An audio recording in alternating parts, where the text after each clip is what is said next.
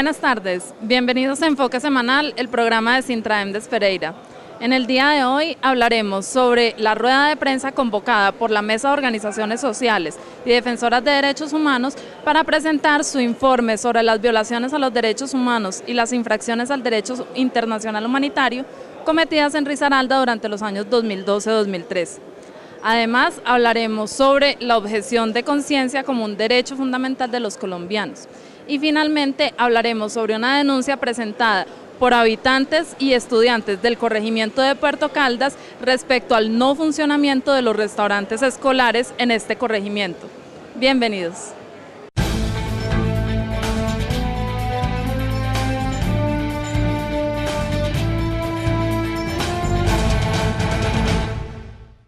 En una emisión anterior del programa habíamos expresado la existencia de un informe sobre los derechos humanos y el derecho internacional humanitario en Risaralda, donde denunciaban cuáles habían sido las violaciones o vulneraciones a estos derechos durante los años 2012-2013. Ahora la Mesa de Organizaciones Sociales y Defensoras de Derechos Humanos va a hacer una rueda de prensa donde van a presentarle a la comunidad este informe. Veamos. Como lo dice acá en las páginas iniciales, está elaborado con base en informaciones que han sido trabajadas por algunas de las organizaciones que conforman la mesa.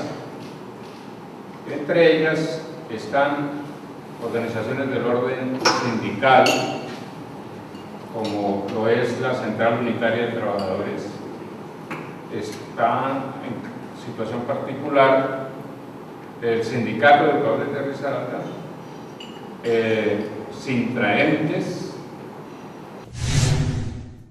Se han hecho numerosas denuncias donde se sustentan debidamente las infracciones cometidas por diferentes estructuras armadas que amenazan, intimidan, ejercen control territorial, imponen reglas en los municipios del occidente del departamento y concretamente en los municipios del área metropolitana. Desde el año 2008 entonces este fenómeno del paramilitarismo que se vino desarrollando en los centros urbanos, pues se denunció en su momento, todas las autoridades se pusieron en conocimiento de lo que se estaba haciendo. Ustedes recordarán que se elaboró un informe de alertas tempranas por el sistema de alertas tempranas de la Defensoría del Pueblo, el cual fue elevado a categoría de alerta temprana por el Gobierno Nacional, dada la delicada situación que se estaba viviendo en los municipios del área metropolitana y Santa Rosa de Cabal. Ustedes recordarán también que en este periodo se presentaron vendetas y enfrentamientos por un grupo dominante que llegó en su momento, que fue la Cordillera. También se denunció que la Cordillera eran organizaciones que eran posdemovilizados de la SAUC, concretamente hacían parte del bloque Central Bolívar, y que ellos en su afán de tener un control territorial en la ciudad de Pereira y en los municipios del área metropolitana y Santa Rosa, desarrollaron una violencia sin precedentes contra los sectores populares, fundamentalmente contra los jóvenes, y empezaron entonces a controlar todas las actividades legales e ilegales en el área metropolitana y en el municipio de Santa Rosa. Ustedes en el informe que plantean también hablan de la comuna de Villa Santana. La Defensoría del Pueblo en el 2014 a propósito también sacó un informe de riesgo sobre esta comuna de Villa Santana. ¿Ustedes qué opinan de ese fenómeno? La comuna de Villa Santana pues es conocido ampliamente también la grave situación de violencia que se ha venido presentando en esta comuna.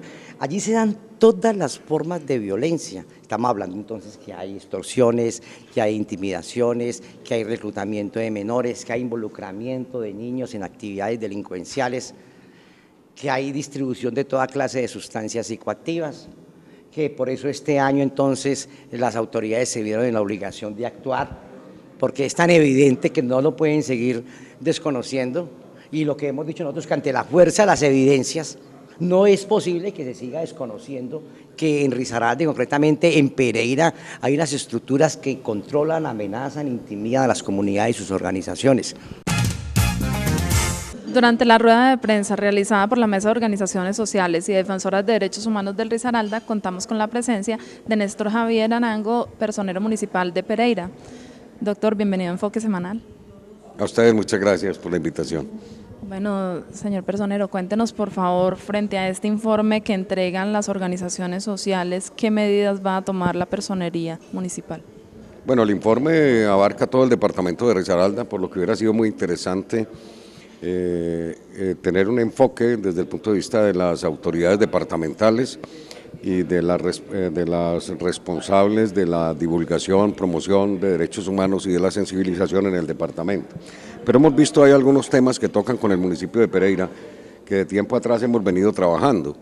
La Personería Municipal ha hecho un gran programa de divulgación de los derechos humanos entre los estudiantes de la ciudad a través de su programa de juventud. Ha iniciado unos procesos de sensibilización sobre el respeto a los derechos humanos con los muchachos jóvenes de la ciudad de Pereira, con miras a ir construyendo una cultura que permita que las personas crezcan en un ambiente de respeto de los unos por los otros. Del informe hay algunos temas que nos preocupan. Nosotros somos conscientes de que algunos gravísimos problemas de la presencia de grupos delincuenciales en Pereira que han azotado algunos sectores de la ciudad y que se financian con recursos del microtráfico, es necesario abordarla de una manera efectiva por las autoridades de policía.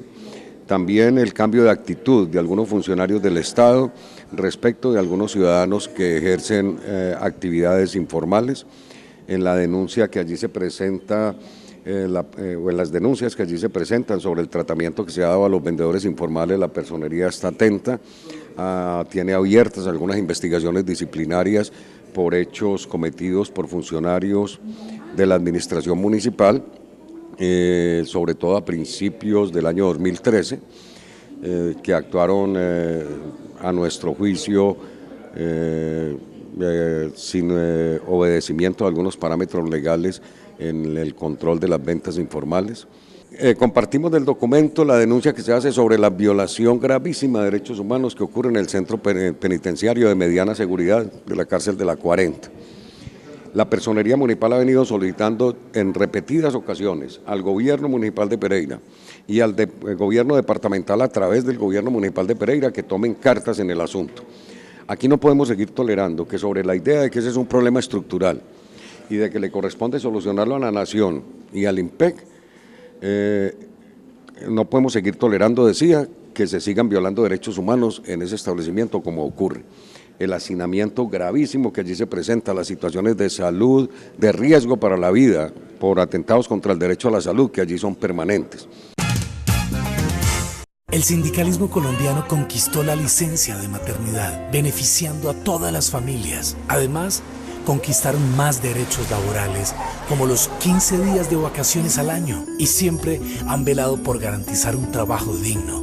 Por eso, también conquistaron la prima navideña. Los colombianos tenemos una deuda con el movimiento sindical, que ha sido víctima de la intolerancia y la violencia. Es momento de reconocer su verdadero valor y dejar en claro que sus conquistas no justifican ningún tipo de violencia en su contra. Porque un trabajo decente construye un mejor país. Apoyamos la vinculación a los sindicatos. Gobierno de Colombia, Ministerio del Trabajo. El trabajo como debe ser. Una de las propuestas de responsabilidad social de la empresa de energía de Pereira es el Club Mujeres de la Energía, a través de su proyecto de economía familiar.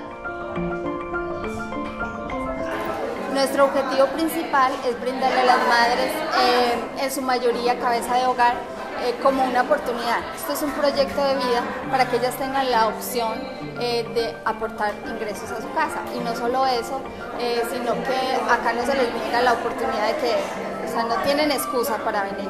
Pueden traer sus hijos, incluso algunas han llegado a traer a sus esposos y comparten este espacio con ellos. Muchas gracias, Empresa de Energía de Pereira.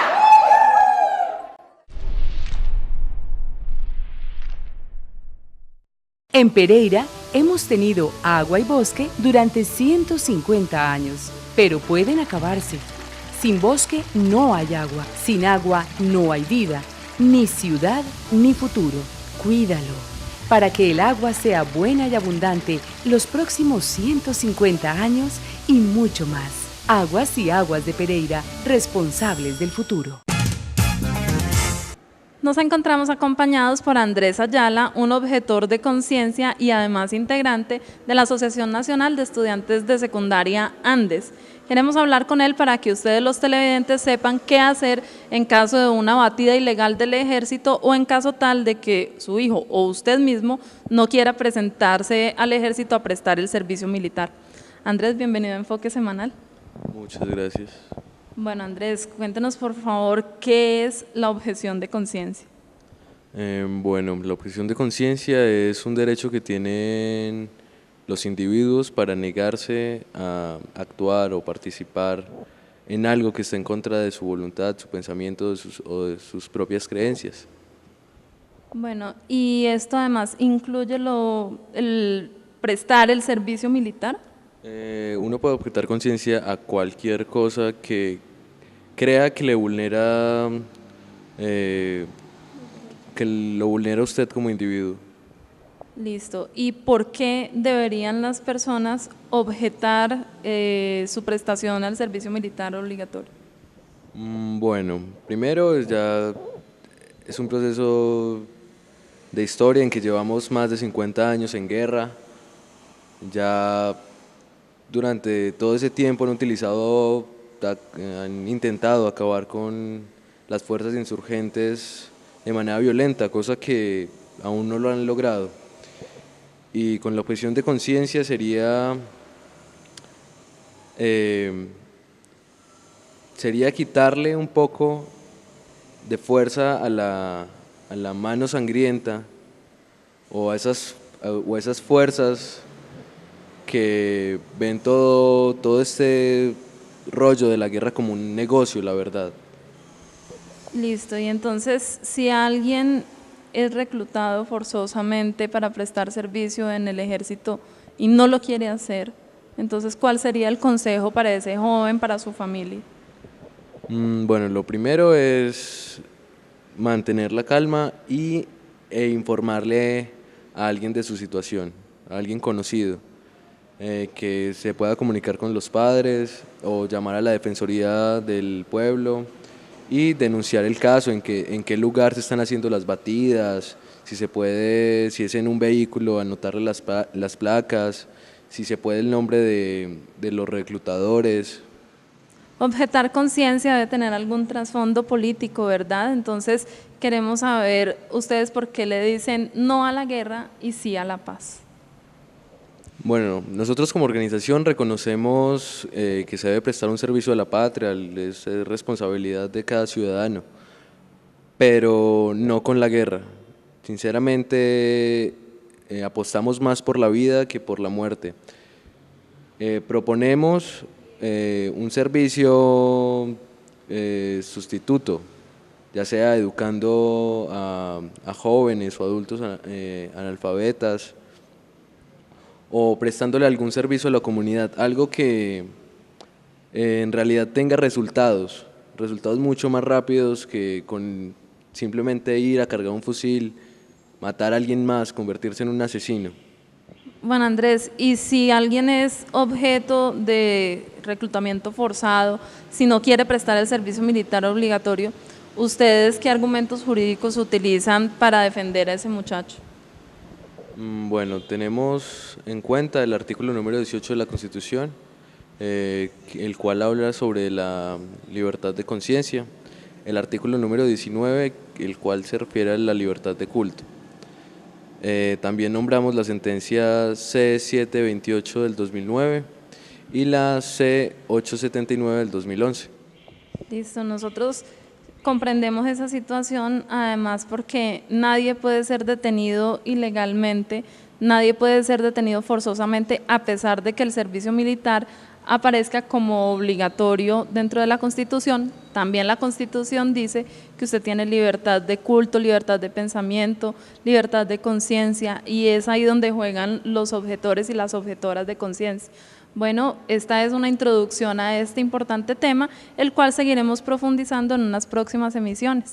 Andrés, muchas gracias por habernos acompañado el día de hoy. Con gusto.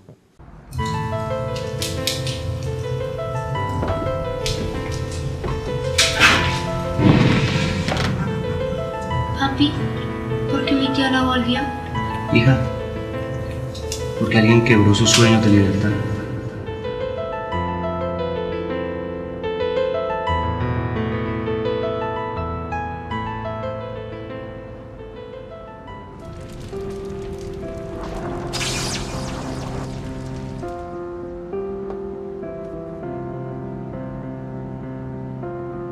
Hija, ¿vas a marchar hoy?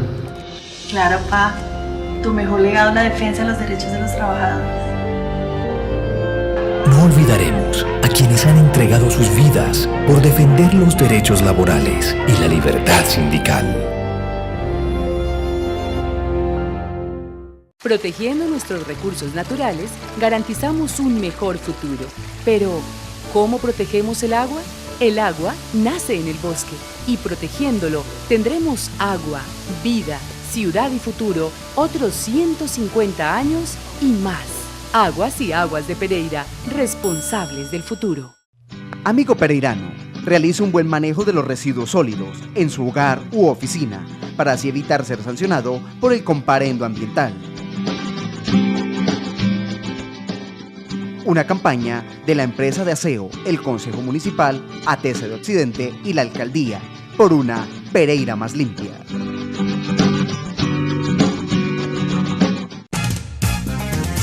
Porque exigimos nuestro restaurante escolar. Exigimos no se nos siga mintiendo, que nosotros no somos parte de esas 16.000 raciones. Exigimos nuestro restaurante escolar. No más mentiras en los medios de comunicación. Puerto Caldas es uno de los corregimientos más pobres y vulnerables de Risaralda. Este corregimiento cuenta con 1.600 niños que deberían ser beneficiarios de los 3 restaurantes escolares o comedores comunitarios que ha destinado la alcaldía para resolver el problema de hambre que hay en esta comunidad. Sin embargo, en lo que va corrido del año, 5 meses, ni un solo almuerzo le ha llegado a ninguno de los niños porque los 3 restaurantes están en el completo abandono. No obstante, uno de los secretarios de la alcaldía, el señor Alexander Granado, en medios de comunicación como Telecafé, anunció que ya se estaban entregando estos alimentos, que ya se les estaban dando en Puerto Caldas los almuerzos a los estudiantes y a los niños del corregimiento, lo cual resultó ser falso. Posteriormente, el señor Alexander Granado salió a decir que había sido malinterpretado y que él lo que estaba diciendo era que estaba el presupuesto para darles los almuerzos, pero que no se había podido hacer la licitación por ley de garantías. Salen varias preguntas. ¿Por qué esto no se previó si este año es electoral? Segundo, ¿qué va a pasar con el presupuesto que se asignó para estos almuerzos y que ya no se va a ejecutar porque van 5 meses del año sin entregar uno solo? Tercero, ¿qué va a pasar con este funcionario público? ¿Las autoridades y los entes de control van a tomar medidas? Veamos entonces cómo fue la manifestación pacífica, cultural y simbólica que realizaron estudiantes del Colegio Carlos Castro Saavedra del corregimiento de Puerto Caldas, acompañados de madres y padres de familia preocupados por esta situación. Exigimos buena alimentación para los estudiantes. Exigimos. Llevamos enero, febrero, marzo, abril y mayo sin ningún día de restaurante escolar. Llevamos todos los días escuchando por los medios de comunicación que reparten 16.000 porciones diarias. ¿Porciones de dónde? Si en Puerto Caldas no tenemos ni restaurante escolar, ni en el Carlos Castro Saavedra, ni en la Millán Rubio, ni en San Isidro. Por eso exigimos que respeten los estudiantes.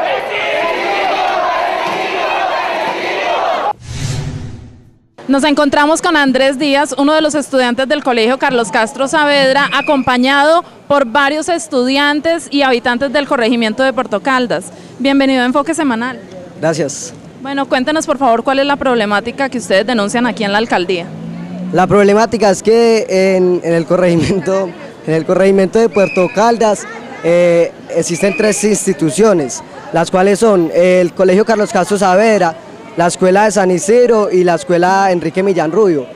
En ninguna de esas tres instituciones existe un restaurante escolar que pueda brindarle a los estudiantes un almuerzo, una comida, que es con la que podrían pasar que esa comida que le han dado los años pasados son con la que han pasado todo un día. Entonces esa es la problemática que estamos denunciando. ¿Y ustedes qué pretenden con esta toma en la alcaldía? Pretendemos que nosotros seamos escuchados ante los señores de la alcaldía y que nos den una solución para que estos estudiantes puedan tener un almuerzo y puedan tener una alimentación digna. Nos encontramos acompañados por María Yoliedu Guaca de la Asociación de Padres y Madres de Familia del Colegio Carlos Castro. Bienvenida a Enfoque Semanal. Muchas gracias. Bueno, cuéntenos por favor de esta problemática, ¿qué es lo que la origina? La originamos es porque el señor Alexander Granado salió en Telecafé y dijo que estaban repartiendo 16.000 almuerzos en toda Pereira, y es una falsedad de él porque no se dan en los almuerzos. Los niños, eso es lo que estamos exigiendo, los almuerzos. Sabemos madres de cabezas de hogar y pues que no tenemos recursos para darles el almuercito a ellos, para que van a estudiar o lleguen del colegio a la casa y ya llegan almorzaditos. Pero él en estos días nos dijo que iba a terminar abril, llegaba los almuerzos y no fue así. Ahora está diciendo que una semana antes de salir a vacaciones van a dar los almuerzos. Yo me pregunto, si van a dar almuerzos una semana antes, las vacaciones, ¿lo van a dar o no lo van a dar? Claro, y entonces más o menos ¿cuántos estudiantes se están viendo afectados por la falta de los almuerzos comunitarios? De 1.600 niños. Es muy grave la situación, son 1.600 niños que son de una comunidad bastante pobre y bastante abandonada por el Estado. ¿Los señores políticos aparecen en Puerto Caldas? Ellos aparecen en elecciones, cuando va a haber elecciones, cuando prometiendo el cielo y la tierra y nunca lo dan. El señor alcalde nos prometió y no se aparece por allá. Dijo que iba 3 días a Puerto Caldas y no ha aparecido. En este momento está en España. ¿Qué pasa, señor alcalde? Nosotros lo necesitamos también. Si Pereira lo necesita, nosotros lo necesitamos. Necesitamos que nos dé respuestas. Estamos en estos momentos con Alexander Granados, secretario de Seguridad Social en Pereira. Don Alexander, bienvenido a Enfoque Semanal. Un cordial saludo a todos los televidentes y al programa. Bueno, los estudiantes del Colegio Carlos Castro Saavedra, junto con la comunidad de Puerto Caldas, dicen que no les han llegado los almuerzos comunitarios. ¿Qué tiene usted para decir al respecto? Bueno, ellos tienen razón en el proceso que venimos adelantando. Es un proceso licitatorio, lastimosamente nosotros nos tenemos que someter, estamos en ley de garantías. Anteriormente nosotros hacíamos convenios de cooperación, por ley de garantías tenemos que hacer un proceso licitatorio. Ya hemos presentado los prepliegos, lastimosamente se han hecho observaciones.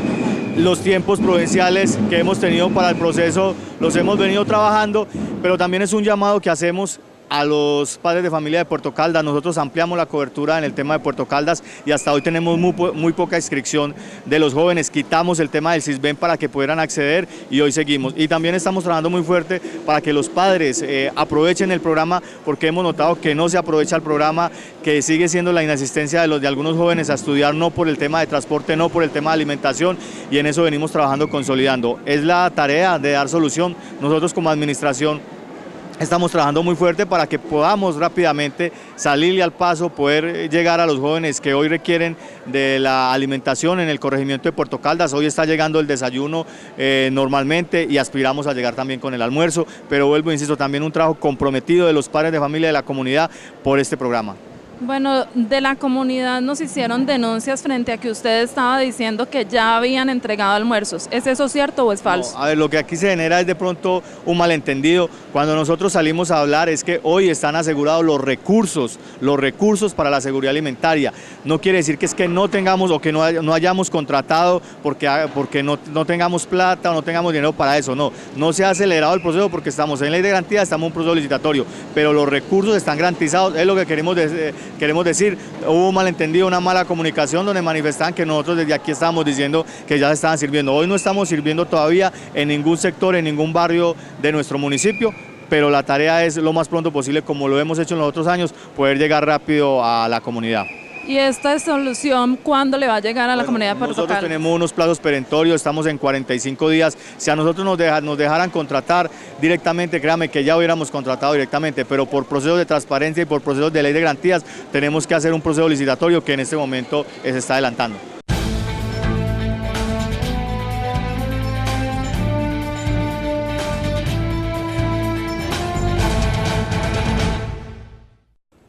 Hasta aquí Enfoque Semanal. Agradecemos su compañía y les recordamos que si tienen alguna inquietud o denuncia para presentar en su comunidad, se pueden comunicar a las líneas telefónicas que aparecen en pantalla, 336-6044 y 336-6740. Hasta una próxima emisión.